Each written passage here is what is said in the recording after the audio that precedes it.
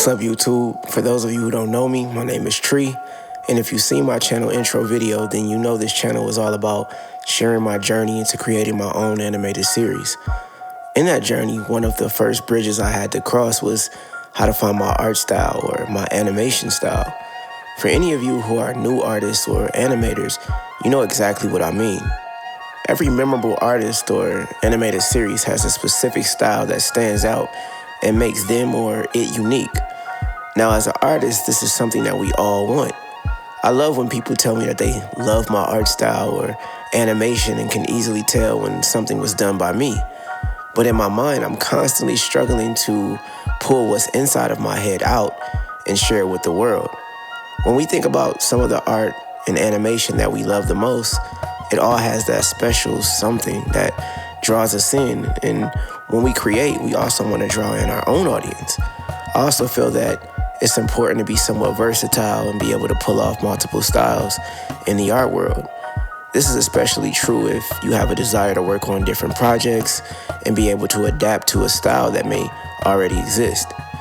Perhaps if you were to get hired or work at Netflix for an anime series like Castlevania, or a Japanese anime like Dr. Stone, or even a Disney project, each one of those arenas are very different and require a high level of skill, which brings me to the first step: learn the basics.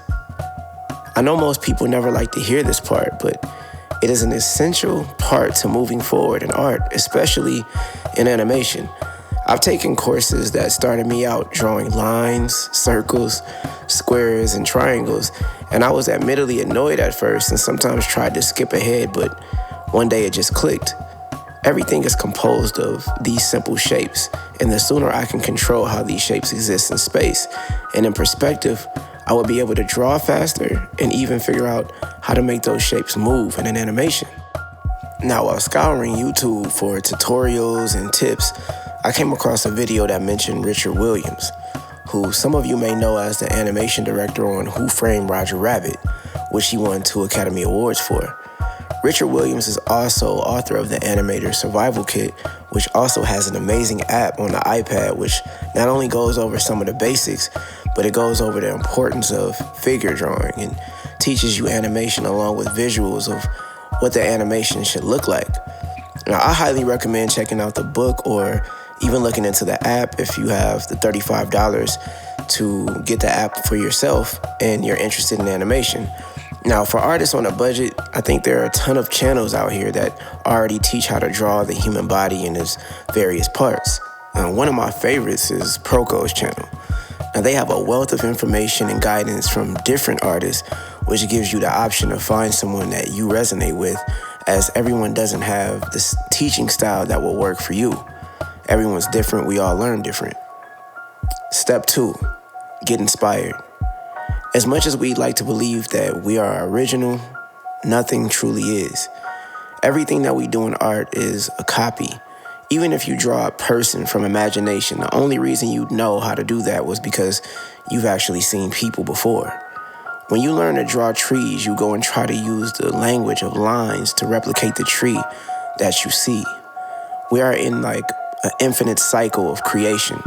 Art is like the ultimate appreciation of creation in that we get excited when someone can draw something that was already created and make it feel real to us in another medium.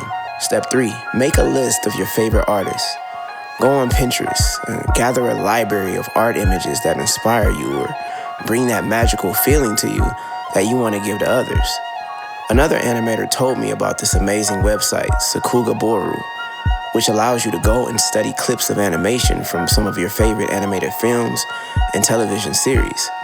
This is also a great help to me because it allowed me to slow down the animation frame by frame and analyze exactly how they might have done it. Now, I say might because I'm only able to analyze from my current level of knowledge. As that knowledge increases of different animation software and workflows, I might begin to see things a bit differently. Now, once I had a wealth of information and inspiration, I began to pull things from each of the pieces that I resonated with. You may like the way an artist does one thing about his art, but not like everything. So pull out the aspects that you like and put your own twist on things. For example, I found an amazing piece of fan art for the Boondocks, from an episode called The Hypocrisy.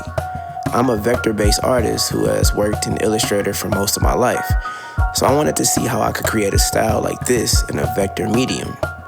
The original artwork cropped out the legs of the picture, so I figured I'd draw in their legs as well as make them whole. I may make a tutorial on this in the future. If anyone thinks that may be helpful, let me know in the comments.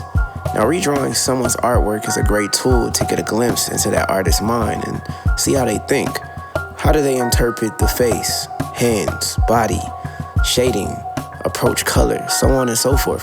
A combination of these exercises really helped me to build a mental library of what I wanted in my style and the things that I would omit. Things in the art that might not make as much sense to me. Now, another way that this practice helps me is with my shading.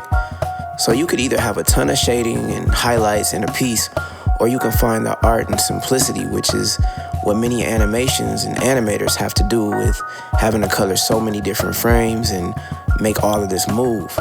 I found that coloring my shadows with a black opacity layer made my world much easier. I know everyone wants to do the art that they can just go ahead and share with the world and share on Instagram and so on and so forth, but this is really a process and a practice that's purely for your benefit. And if the Boondocks or Afro Samurai ever do a reboot, I'll be ready to apply for the job.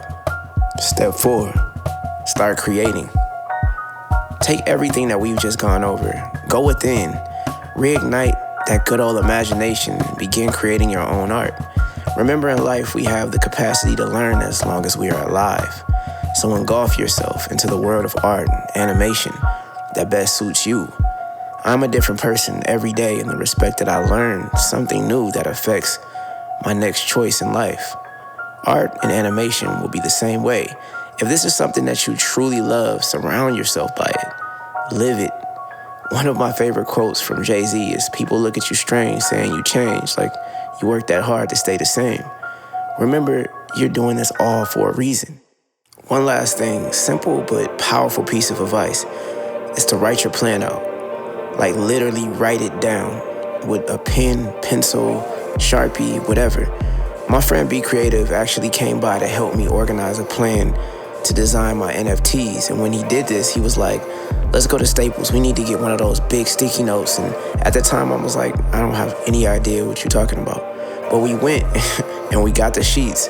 And they're huge poster-sized papers that you can stick to your wall. Now, once I wrote down all my ideas, my walls just began to fill up with these notes.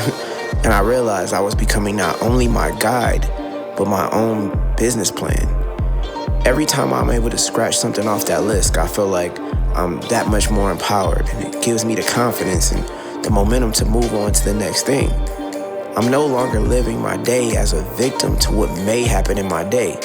I wake up and I choose what I will focus on each day, and I hope you'll try it and experience the same.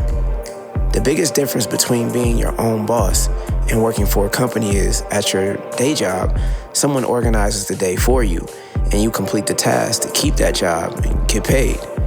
When you are the company, you need to schedule and organize your days yourself and complete each task to become the next success story, or the person that you dream that you could become. I want to say thank you to my patrons, and I appreciate the support. If you enjoyed this video and would like to help make it possible for me to make more, come join us on Patreon, where I have different tiers and upload exclusive content, more detailed tutorials on art, music production, and of course, animation. I'm excited about building a community of people where we can share ideas, learn, possibly collaborate, all while funding the other side of paradise.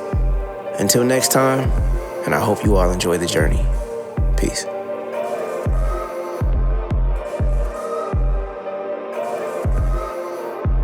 Oh, and I almost forgot. Don't forget to like and subscribe and sign up for our mailing list at blmtd.com. Also, let me know what you want to see me do a video of next. I was thinking of doing a video on illustration, so if that's something you guys want to see, let me know.